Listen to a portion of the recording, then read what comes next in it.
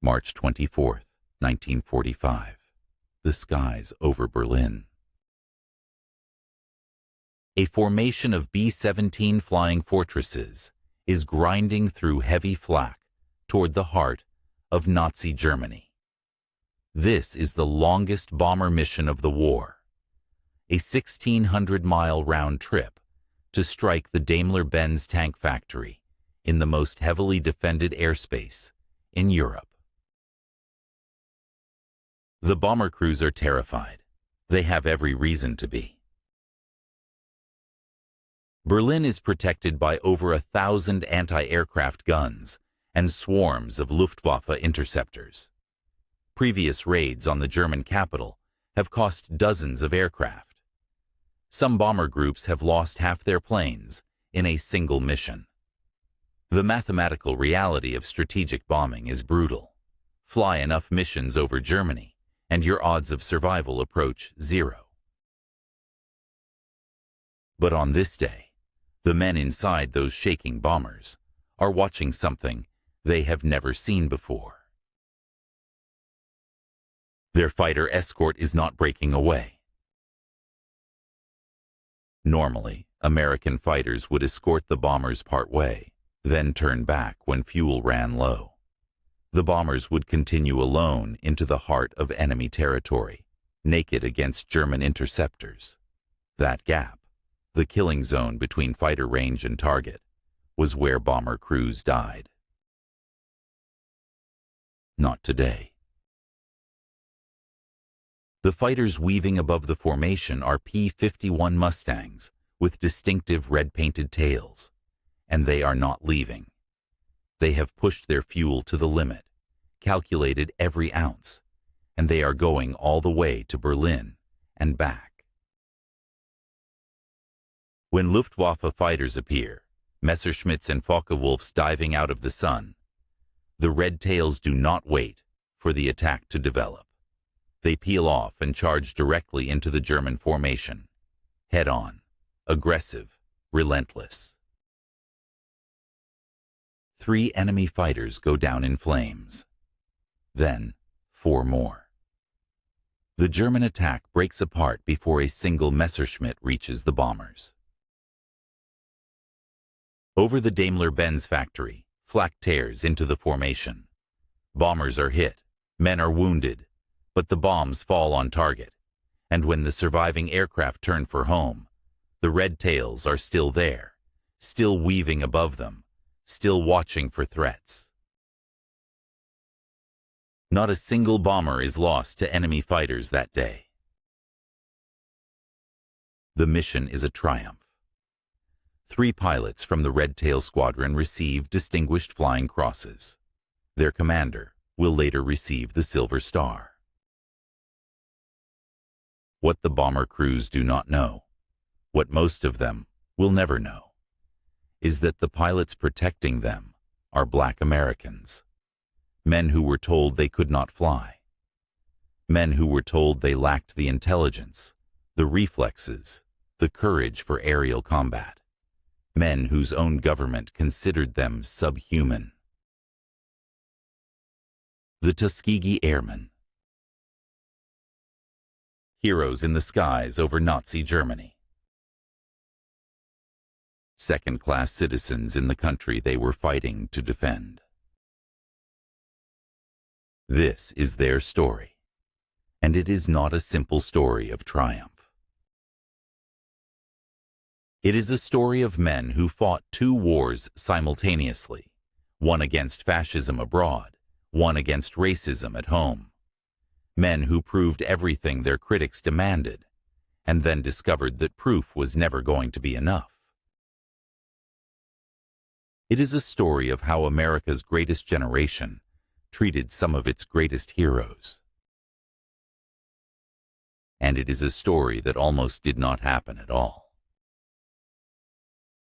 To understand the Tuskegee Airmen, you have to understand what Black Americans faced in 1941. The United States was not a democracy for everyone. In the South, Jim Crow laws enforced strict racial segregation. Black citizens could not eat at the same restaurants as whites, drink from the same water fountains, or sit in the same sections of buses and trains. They were systematically denied the right to vote through poll taxes, literacy tests, and outright intimidation. In the North, segregation was less formal, but equally real.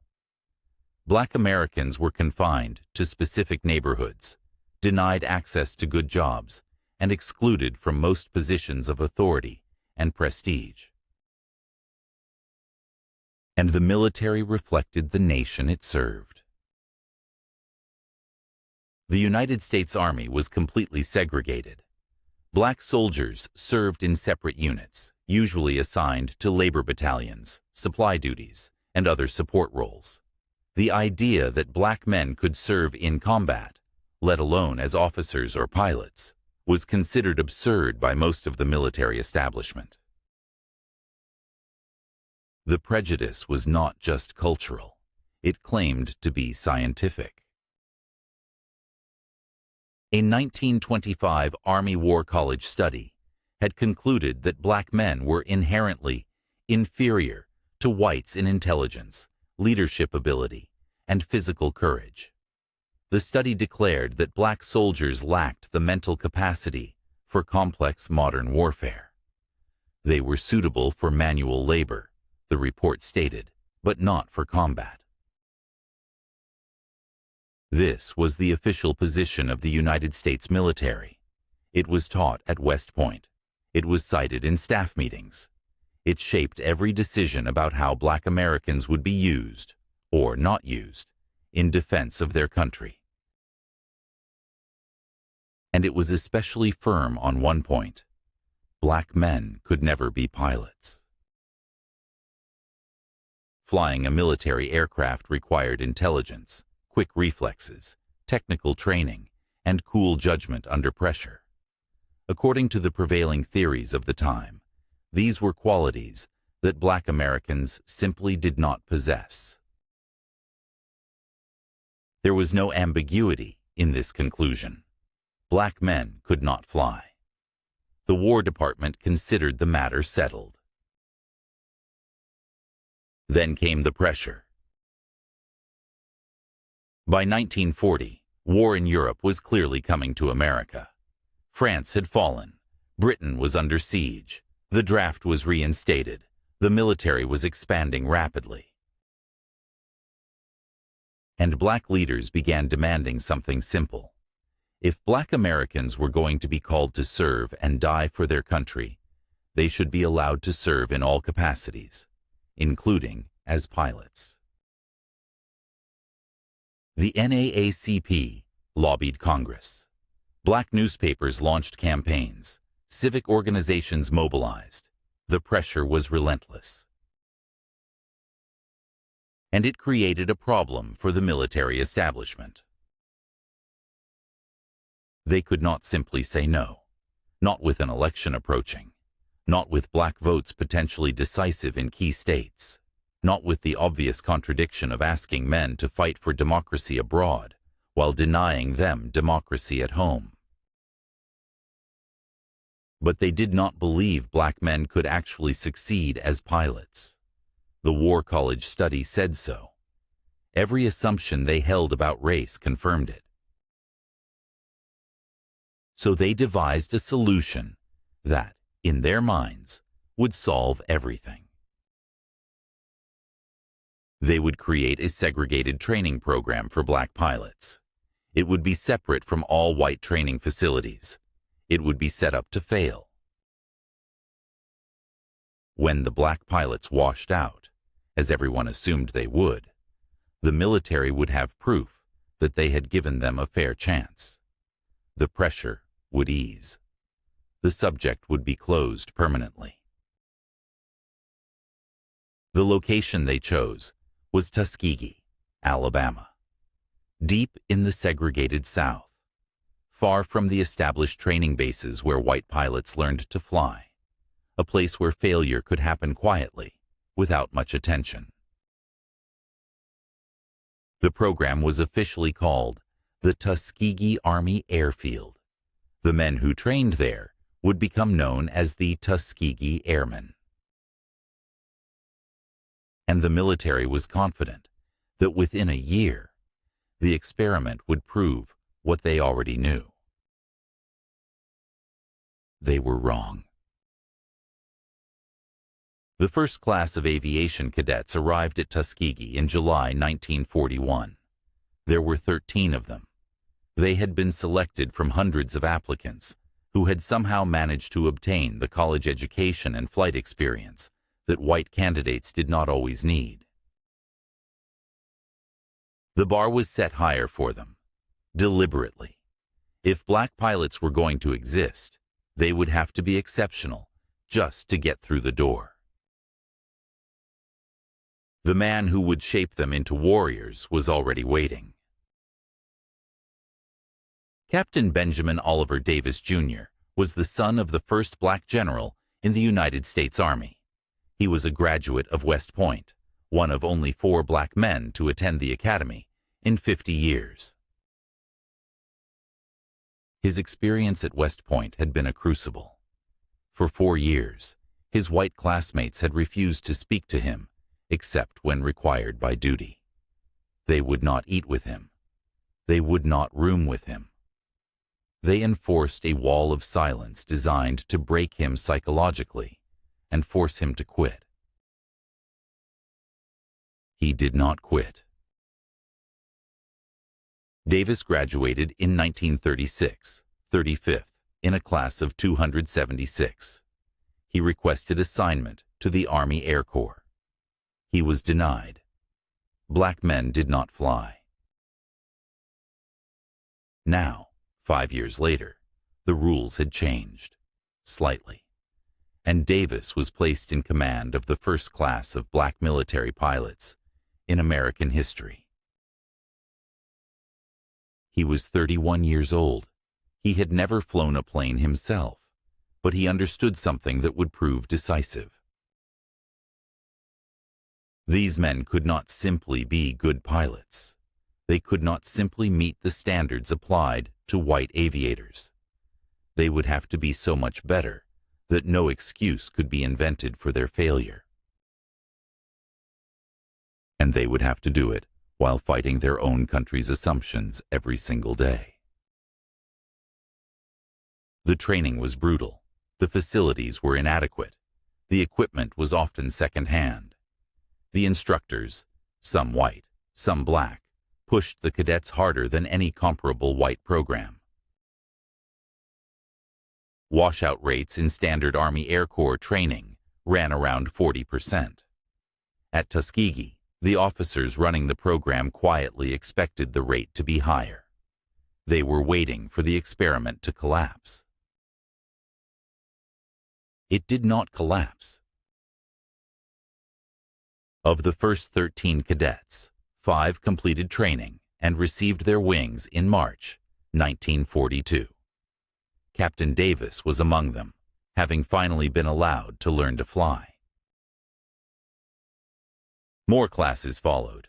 More pilots graduated. By the end of 1942, Tuskegee had produced dozens of qualified military aviators. The experiment was not failing. It was succeeding.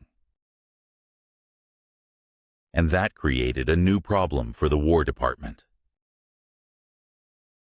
What do you do with black pilots you never expected to have? The military's answer was to do as little as possible. The first Tuskegee graduates were formed into the 99th Pursuit Squadron in March 1942. Lieutenant Colonel Davis took command.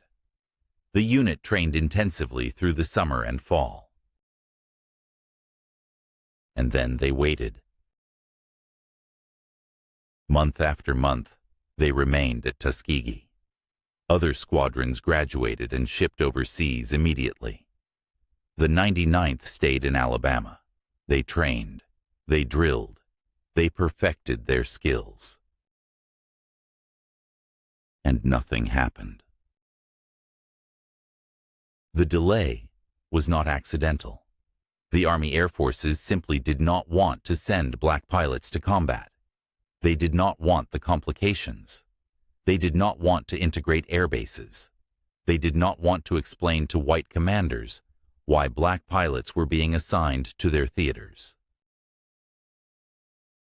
The 99th was ready for war. The war did not seem ready for them. Finally, in April 1943, more than 2 years after the program began, the 99th Pursuit Squadron was shipped to North Africa. They were assigned P-40 Warhawks, a capable but aging fighter that white squadrons were already replacing with newer aircraft. They were attached to white fighter groups but kept separate, assigned their own missions, their own quarters, their own mess halls. The experiment had moved overseas, but it was still an experiment, and the Army was still waiting for it to fail. The first months were difficult. The 99th flew patrols and escort missions over the Mediterranean. They encountered little aerial combat initially. When they did engage German aircraft, results were mixed. By September 1943, the critics had ammunition. Colonel William Mommier, commander of the 33rd Fighter Group, to which the 99th was attached, submitted a report formally requesting that the Black Squadron be removed from combat operations. His assessment was devastating. The black pilots, Mommier wrote, lacked the aggressiveness essential to fighter combat. They broke formation easily. They failed to press attacks. They did not have the killer instinct. The report went up the chain of command. It reached General Henry Arnold, commander of the Army Air Forces. Arnold was sympathetic. He had never believed black pilots could succeed. Here was evidence confirming his assumptions. Orders were drafted to remove the 99th from combat and reassign them to coastal patrol duty, effectively ending their role as combat pilots. Benjamin Davis learned of the report while in the United States on temporary assignment. He was furious. The accusations were based on a handful of engagements in difficult conditions.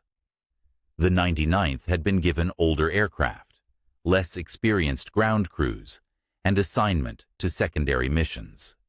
They had performed as well as any new squadron would under comparable circumstances. Davis requested, and received, permission to testify before a War Department committee reviewing the matter. In October 1943, he stood before a room full of senior officers and methodically dismantled every accusation. He cited statistics. He compared performance metrics. He pointed out the bias in how missions had been assigned and results evaluated. But more than facts, Davis conveyed something else: certainty. Quiet, unshakable confidence that his men deserved the chance to prove themselves in sustained combat. The committee was not convinced that black pilots were equal to whites, but they were not willing to terminate the experiment either. The political risks were too high.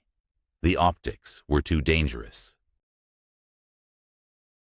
They compromised. The 99th would remain in combat, but the verdict was still suspended. The next major engagement would determine everything. It came in January 1944. The Allies had invaded Italy. German forces were entrenched around the beachhead at Anzio, and the Luftwaffe was throwing everything it had at the vulnerable landing zone. On January 27th, the 99th was flying patrol over Anzio when radar detected incoming bandits. A large formation of German fighters, Focke-Wulf 190s, was approaching the beachhead. 12 pilots from the 99th turned to intercept. What followed was the most intense aerial combat the squadron had experienced. The Americans climbed to meet the Germans head-on. Within minutes, the sky was a chaos of twisting aircraft, chattering machine guns, and screaming engines. Lieutenant Robert Dees got the first kill, sending a Focke-Wulf spinning earthward in flames. Then Lieutenant Alan Lane destroyed another. Then Lieutenant Willie Ashley. Then 2 more pilots in rapid succession. In less than 5 minutes, the 99th shot down 5 German aircraft without losing a single plane. But it was not over. The next day, German bombers escorted by fighters attacked the beachhead again. The 99th intercepted. 3 more kills. The day after that, January 28th, another raid. 4 more German planes destroyed. Again, no losses. In 3 days of intense combat over Anzio, the 99th Fighter Squadron shot down 12 enemy aircraft. They damaged many more. They prevented German bombers from reaching the vulnerable ships and troops on the beachhead. And they proved, beyond any reasonable argument, that black Americans could fight. The reports from Anzio destroyed the narrative of failure. Colonel Momier's accusations were quietly shelved. The War Department's doubts became politically impossible to voice. The Tuskegee Airmen had earned their place in the war. But they were just getting started. While the 99th was proving itself over Italy, back in Alabama, the training pipeline was producing more pilots than one squadron could absorb. In early 1944, the Army finally formed the 332nd Fighter Group, 3 additional squadrons of black pilots, plus the 99th reassigned to join them. Colonel Davis took command of the entire group. Nearly 150 pilots, all black. The largest concentration of African American combat air power in history. The 332nd was equipped with P-47 Thunderbolts initially, then transitioned to P-51 Mustangs, the finest American fighter of the war. And they were given a new mission, one that would define their legacy. Bomber escort. By 1944, the strategic bombing campaign against Germany was reaching its peak. Hundreds of heavy bombers, B-17 Flying Fortresses, and B-24 Liberators flew daily missions deep into enemy territory. They struck factories, rail yards, oil refineries, and military installations. The bombers were tough, but vulnerable. German interceptors had learned to attack with cannon-armed fighters, making slashing passes through the formations. Flak was deadly. Without fighter protection, bomber losses were catastrophic. Fighter escort was essential, but it was also controversial. Many American fighter pilots preferred a hunting philosophy. They would fly ahead of the bombers, seeking out German aircraft wherever they could be found. This was more exciting, produced more kills, and built individual reputations. It also left the bombers exposed. Some fighter groups would pursue a single German plane for dozens of miles, leaving their assigned formation unprotected. When they returned, sometimes the bombers they were supposed to guard were wreckage on German soil. Colonel Davis made a different choice. He ordered the 332nd to stay with the bombers, no matter what. If German fighters appeared, the Red Tails would engage them, but they would not chase. They would not pursue kills for glory. They would drive off the attackers and return immediately to station over the formation. This was not glamorous. It did not produce ace pilots with long kill lists. It was sacrifice without individual recognition. But it kept bombers alive. The 332nd flew their first bomber escort mission on June 7, 1944, one day after D-Day. From that point forward, they would fly more than 300 escort missions over occupied Europe and Germany. Their record was extraordinary. Other fighter groups lost bombers regularly to German interceptors. Some missions cost 10, 15, even 20 aircraft. The mathematical brutality of strategic bombing meant that bomber crews calculated their survival odds in missions flown, knowing that each flight brought them closer to the statistical certainty of being shot down.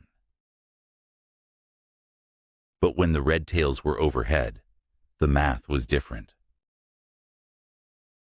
Bomber crews began specifically requesting the 332nd as their escort. They recognized the red-painted tails, a marking Davis had ordered to make his aircraft distinctive. When those crimson tails appeared, the bomber crews felt something rare in the deadly skies over Germany. They felt protected. The legend that emerged said the 332nd never lost a bomber to enemy fighters. This was an exaggeration. Historical research has documented a small number of bomber losses on missions where the Red Tails provided escort. But the spirit of the legend was true. The 332nd's bomber loss rate was the lowest of any escort group in the war. When bombers flew with the Red Tails, they came home in numbers that other groups could not match. And the Red Tails paid for that protection with their own blood. Flying escort meant staying with the bombers through the deadliest airspace in the world. It meant flying through flak rather than around it. It meant engaging German fighters on their terms, not the Americans. 66 Tuskegee Airmen were killed in combat. Another 32 were shot down and captured. Dozens more were wounded. They flew over 15,000 individual combat sorties. They destroyed or damaged over 400 enemy aircraft in the air and on the ground. They sank a German destroyer, an extraordinary achievement for a fighter group. They strafed enemy trains, trucks, and installations across Europe. And they did it, knowing that the country they served did not consider them equal citizens. The contradiction ate at them.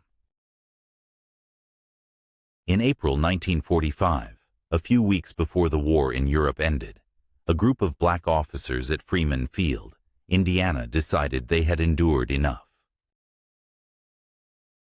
The 477th Bombardment Group, a Tuskegee unit training for the Pacific War, was stationed at Freeman Field under a white commander who enforced rigid segregation. The officers' club was whites only. Black officers, many of them combat veterans with distinguished flying crosses, were denied entry. On April 5th, over 100 black officers attempted to enter the whites-only club.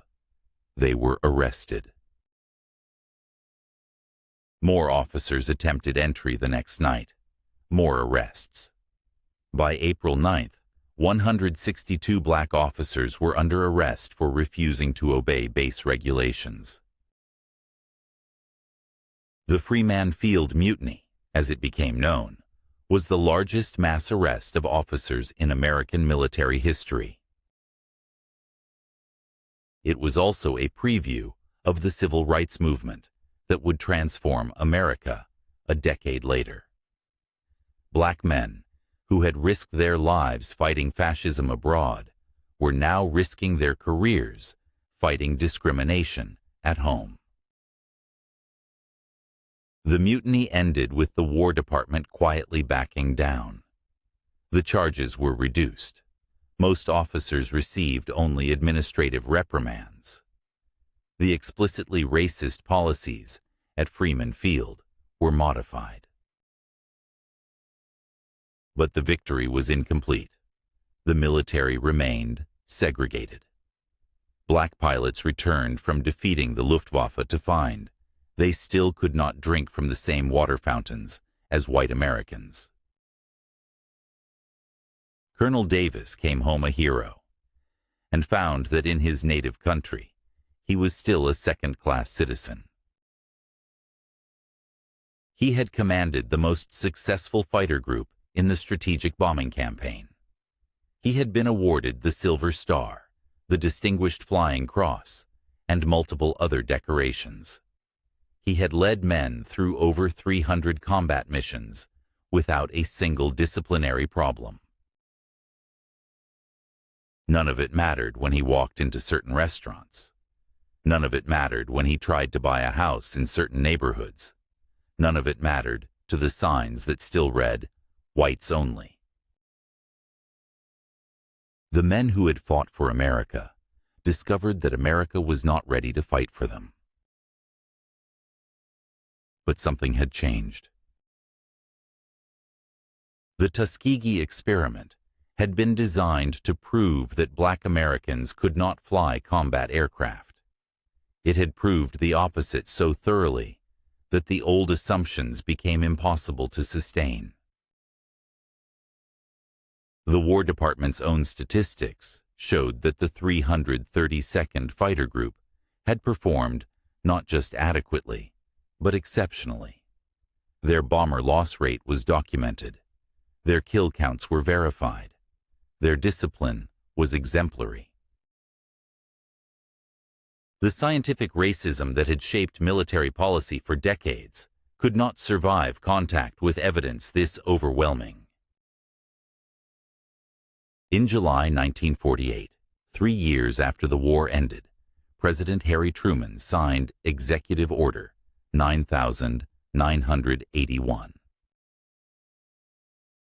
It abolished racial segregation in the United States Armed Forces. The order did not mention the Tuskegee Airmen by name. It did not need to. Everyone understood what had forced the issue. Nearly 1,000 black pilots had served during the war. Over 15,000 ground personnel had supported them. They had proved, in the most objective possible arena, combat, that the assumptions underlying segregation were lies. Truman's order did not end racism in America. It did not end discrimination. It did not make Black Americans equal in their own country. But it ended one particular injustice, and it began the slow, painful process of dismantling the official structure of racial hierarchy in American institutions. The Tuskegee Airmen had fought 2 wars. They had won both. Benjamin O. Davis, Jr. remained in the military. In 1954, he became the first black general in the United States Air Force. He commanded fighter wings in Korea and Japan. He supervised air operations during the Cuban Missile Crisis. He retired as a lieutenant general with 3 stars on his shoulders. In 1998, President Clinton promoted him to 4-star general, the highest rank in the Air Force, in recognition of his service. Davis was 85 years old. He had spent his entire adult life proving what should never have required proof. He died in 2002, at 90 years old. He is buried at Arlington National Cemetery, where his tombstone identifies him simply as a general officer of the United States Air Force. The other Tuskegee Airmen scattered after the war. Some remained in the military, serving in Korea and Vietnam. Others became airline pilots at a time when commercial aviation was almost entirely white. Some became doctors, lawyers, businessmen, educators. Many returned to segregated communities and quietly resumed lives that offered few opportunities for men of their abilities. They had commanded fighter aircraft over Berlin, and they came home to towns where they could not vote. They did not speak much about what they had done. For decades, the story of the Tuskegee Airmen faded from public memory. The units were disbanded. The records were archived. The distinctive red-tailed Mustangs rusted in boneyards. Then, slowly, the story resurfaced. In 1995, a made-for-television movie brought national attention to the Tuskegee story. In 2007, the surviving airmen were collectively awarded the Congressional Gold Medal, the highest civilian honor Congress can bestow. President George W. Bush presented the medal in a ceremony at the Capitol. Over 300 surviving Tuskegee Airmen attended, most of them in their 80s and 90s. They received a standing ovation from both parties of Congress. It was recognition that had come more than 60 years late. As of this recording, only a handful of original Tuskegee Airmen remain alive. The youngest are now in their late 90s. Soon, there will be none left who flew those missions, who felt the kick of the P-51's guns, who watched German fighters tumble out of the sky. But what they proved cannot die with them. They proved that courage has no color, that skill has no race, that the assumptions underlying segregation were not just morally wrong, but factually absurd. They proved that men who are told they cannot succeed will succeed anyway, if given the chance. That prejudice can be defeated by performance. That the arc of history bends toward justice, but only when people are willing to bend it. They proved that heroes can emerge from anywhere, that the measure of a warrior is not the circumstances of his birth, but the content of his service. And they proved something else, something harder. They proved that heroism is not always enough. The Tuskegee Airmen were the best. Their record established that beyond any doubt. They flew with more discipline, lost fewer bombers, maintained higher standards than almost any fighter group in the European theater. And they came home to the same country that had doubted them, the same water fountains, the same segregated diners, the same assumption that they were less than fully human. Being a hero in the skies over Germany did not make you a citizen in Alabama. That took decades more of struggle. It took marches and sit-ins and freedom rides. It took dogs and fire hoses and the blood of martyrs. It took laws that had to be passed and fought over and defended in court. The Tuskegee Airmen pried open one door. Other generations of Black Americans had to pry open all the rest. But they pried open that first door, and every door that followed opened a little easier, because they had proved what they proved. Over Berlin, over Anzio, over the 1,000 targets they struck, and the 1,000 bombers they protected. They proved it in the only language that their critics would accept, in kills and sorties, and bombers escorted home, in distinguished flying crosses, and silver stars, and missions, flown without complaint. They proved it with red-painted tails and the courage to stay when others would have chased glory. They never asked for recognition they did not earn. They earned far more recognition than they ever received. That is the story of the Tuskegee Airmen. Not a simple triumph, not a clean victory, but a proof of concept written in the contrails of P-51 Mustangs over the most heavily defended airspace on Earth. They could fly. They could fight. They could lead. They could sacrifice. They could be heroes. And America was eventually forced to acknowledge it, 60 years late, but finally. The last of them are almost gone now. Old men with fading memories and medals displayed on mantelpieces. Men who tell their grandchildren and great-grandchildren about a time when they were told they could not fly, and then flew anyway. When the final Tuskegee Airman passes, there will be no one left who felt the stick of a P-51 in their hands, who saw the flash of German fighters in their gun sight, who watched bombers they had protected disappear safely into the clouds. But the record remains. The statistics remain.